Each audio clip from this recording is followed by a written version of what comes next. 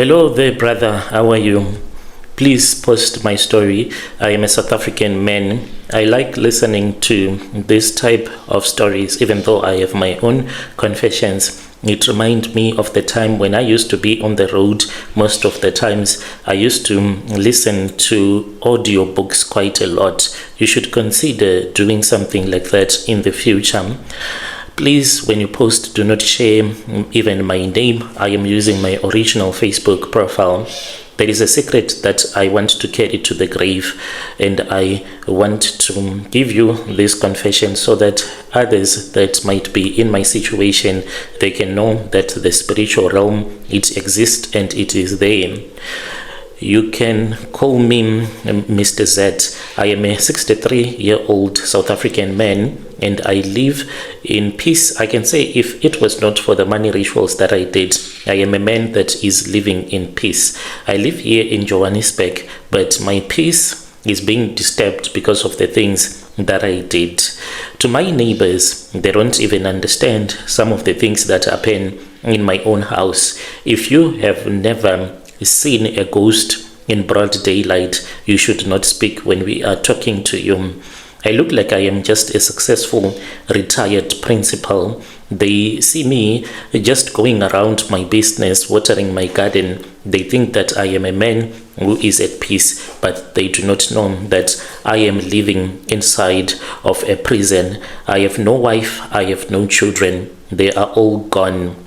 They were consumed, and I sacrificed them to the topologies that I invited into my own life. If only God could forgive me and bring back my loved ones, and then he just kills me, it could have been better. Right now, I could do anything. If there was something that could be done to bring someone back from the dead, I would be willing to sacrifice even my soul if I still have one, so that they can be happy again, they can live, because when they died a very painful death. My story, it started with a dream. This was after I had graduated from a top teachers college many decades ago, and then I married the love of my life, a woman whom I met on campus. Me and him, we were amazing together. I loved my wife because she was someone that was highly intelligent. When we started dating, she said that there was supposed to be a roadmap for our life.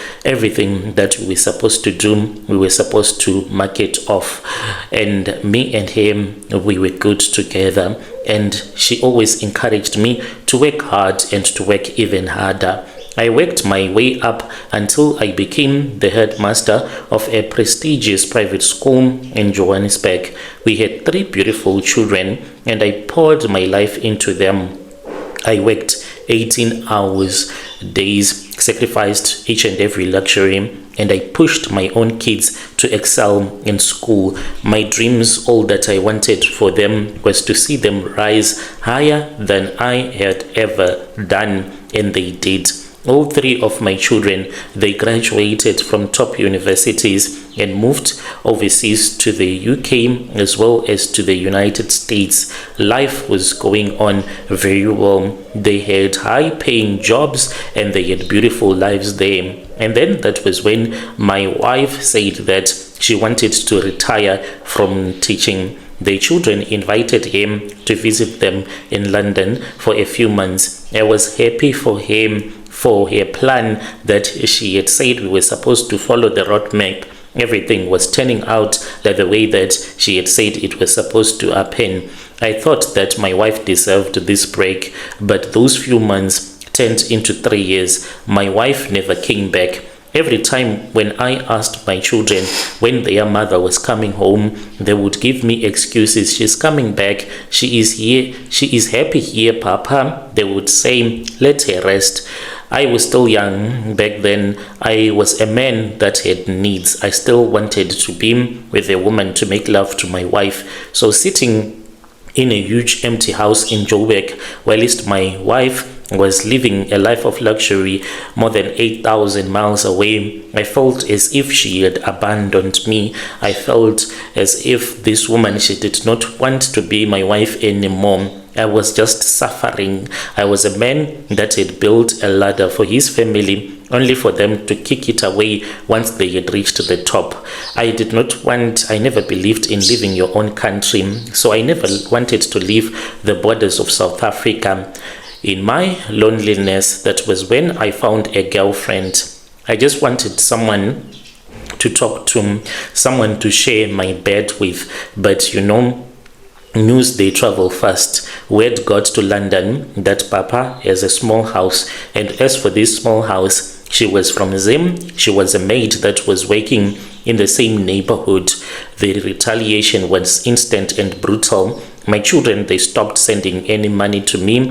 They blocked my calls. They sanctioned me. My pension was barely enough to cover the rates and taxes of my big houses. From that time until 2020, it was a very difficult period. Do you know that you can be living in an estate but you go to bed hungry? Most of you can't even imagine something like that, but people, they do even suffer in the estates. And when you suffer in a place like that, you do not even have anyone to borrow. Unlike the location, I don't have mealie meal. I go to my friend, can you give me a lunchbox full of mealie meal? I'll make a plan for you tomorrow. But in the estate, that one is forbidden. You can't go and knock on someone's door and you tell them that you are broke.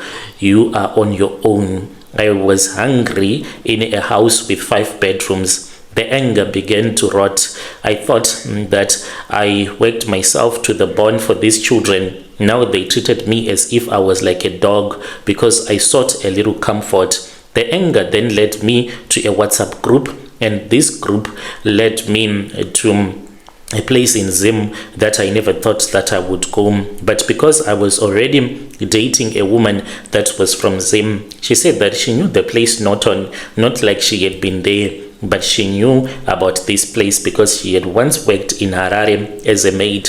She was the one that encouraged me to go with her to her country. After I had seen this advertisement of a traditional healer, a man whom I'll call Sekuru, who claimed that he could fix broken families and to make children to return to their parents, I was a desperate man. Even though I had a girlfriend, but still I wanted to keep my family intact. I was not looking for blood. I just wanted my children to love me again. I wanted them to remember that I was their father. I then went to Zim on the bus with my girlfriend, the Zim maid. It was quite a journey and it was quite an experience like I had never had in my entire life. The moment that we left South Africa and as we entered into Zim, I saw that the vibe suddenly changed. We went to Harare, then we went to that place in Norton. When we arrived there, I told him about my grief. He smiled and he said, Baba, your children have been blinded. I see that there is someone who does not want you to enjoy the fruits, and this person is the one that is causing all of these misfortunes that have befallen you. You need to thank God for this woman that God brought into your life. By that, he meant my girlfriend, the one from Zim. I told him that, was there any way for my children to remember me? And he said that he was going to give something to me to turn their hearts back to their country, to their father who was in Johannesburg. He handed me a small empty clay pot. He told me that I was supposed to use this clay pot as a vessel to command my children. The instructions were simple but heavy. All that I had to do was to return back home, and I was not supposed to touch my girlfriend. For at least a month, I was only supposed to sleep with him after when she was on her period. She agreed and she said, anything for you, my love. So I was told to go back home, to sit in a dark room, call the names of my children into that pot. Tell the pot exactly what you want them to do, how much money they should send, how they should apologize. Keep this pot covered with a sacred cloth and never let anyone see it. As long as the pot is closed, they are under your feet. I did exactly what he said. I sat in my quiet house in Belvedere and whispered my children's names into the clay pot. I felt that there was something that was entering into the room. It started with a low vibration on the floor, as if there was a big giant that was walking into the room. That was when I saw a spirit that entered into my house. This spirit that entered into my house, the man that I saw was just a transparent man. I could see through him, and I knew that this was a spirit that had came to bless my house and to remove the spirit of bad luck that had been following me for a very long time. And yes, it worked, because within 2 weeks, Brother Nanshi, my life was okay. My eldest son, he called me and he cried on the phone, something that he had never done in his entire life. He apologized for his behavior, and they began to treat me as if I was like a king again. I thought that I had won. I thought that I had used the smart African magic to fix my modern problems. But this umuti that was given to me, it was from a grave, and it does not have a contract that you'll be able to fulfill.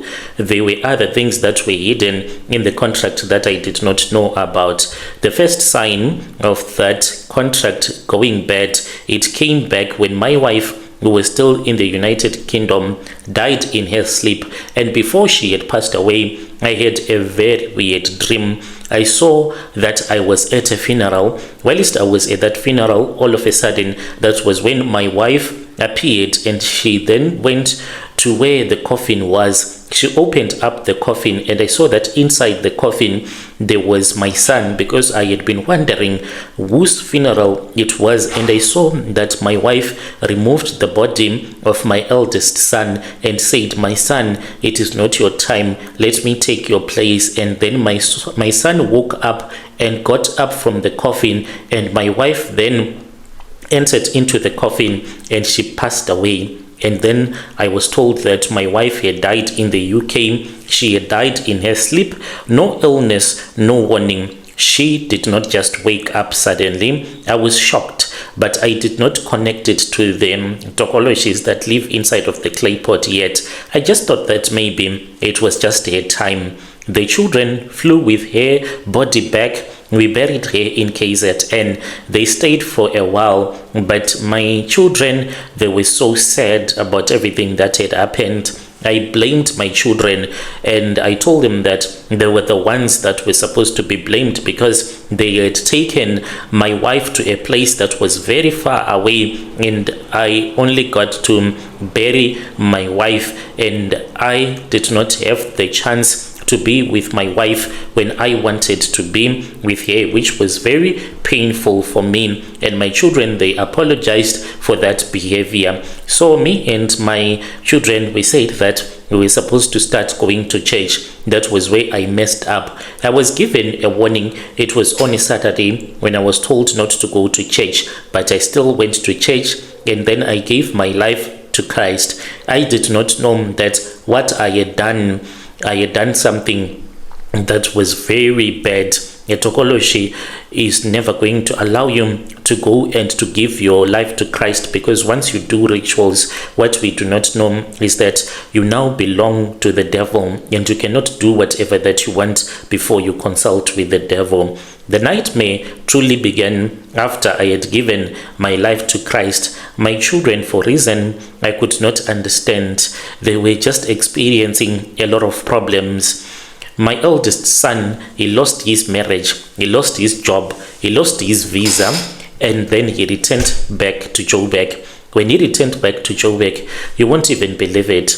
He got on a taxi. He said that he wanted to go and speak with his ancestors to KZN, and the taxi that he got into, it got involved in an accident, and he was the only one that died in that accident. He was sitting in front, and the taxi had an accident. He was the only one that passed away. One night, I also heard that there was a sound that was coming from the room where I had hidden the pot, as if there was someone that was crying in there. I said, "Is there someone that has entered into my house without permission?" I rushed there. When I walked in, I saw a very massive rat, larger than any I had ever seen. It was not eating food. but it was eating blood that was coming out of the floor. This rat looked at me and it told me that it had came with the clay pot and I had done something that I was not supposed to do. I had been worshipping God when I had been told that this clay pot was going to be like a god to me. And yes, I was praying, but on the certain dates where I had been given to go into that room to pray to the clay pot, I used to do that. I rushed back to that traditional healer and I told him what had happened. He said to me, "You were careless. I told you that this pot is like a god to you. You are always supposed to pray to it. When you want to sleep with any other woman that is not your girlfriend, you are supposed to go and speak with it, but you have been sleeping around with many women. I see it here. You have the habit of going and then you buy some prostitutes. Don't you know that each and every prostitute comes with her own love covenant, and you have so many love covenants that are binding you to many prostitutes? That is why I told you that this clay pot of yours does not want you to be dirty. It only wants you to be tied to only one woman." That is the day when I found out that once you do rituals, there are times when you are not supposed to have a love covenant with each and every woman, because it might make you to become dirty in your spirit. I said, what can I do? Because I do not want my kids to die. I begged him to take back that clay pot. I even offered him my car that I had driven to Zim with, my pension and everything, and he said, "No, you can't return it to me, because inside of the clay pot there is a tokoloshim that is there that does not belong to me, so I can't accept something that I did not create. It will finish off my children." So I then returned back to South Africa. I tried to hide this truth from my children, but when they were staying in my house, they started to see things, they started to hear voices, and they confronted me and I told them, and then I had to sacrifice them because they knew too much about this Tokoloshim. My children, they died. My kids, they were invited to a friend's wedding in Rustenburg. They were in one car and then they had an accident. 3 of them, including the driver who later passed away, who had came to pick them up, they all passed away. But my 3 kids, they passed away on the spot. I am a man who is now alone. I do not have any kids at all. I am sometimes wondering, why did I do these rituals? I am still with my Zim girlfriend. As for her, it's like she is someone that casually loses her mind. There are some things that she does that I do not even understand. When I speak with him, sometimes she can just laugh at me, and then I'll ask her, "Why are you laughing at me?" She'll say, "I don't know why I am laughing at you, but when I look at you, you seem like you are someone who is a funny person." But I won't be telling her any joke at all. It's like she is a zombie. There are days when she does not do anything, she does not eat, she does not speak, she just looks at me. And then when I say, "Are you okay? Are you sick?" she will just laugh at me and tell me that she looks at me and she sees that I am someone that is really funny. I feel so sorry for her, because it is like her soul is locked up in that clay pot. She has not been to her country in a very long time. This is the only closest friend that I have. I am writing this to you because I am looking for someone, anyone that can help me to put out this fire before it takes me to. I do not want to die, yet I still want to clear my name. Even though my wife and kids, they died, but I still have the intentions to have more kids. And when I tried to sleep with another woman last year, my manhood refused totally. I can only sleep with this girlfriend of mine. I'll be grateful if you can post my story. Dear listeners, right there was a message that was sent to me by one of our dear brother, who is saying that he is a former school principal. Let us try to speak with him in the comment section. Strange things indeed they do happen in this world. Thank you very much for being with us here on our channel. I would appreciate it if you can like, as well as to comment. Even if you can share this episode, it will be great as well. I'll be back with another episode.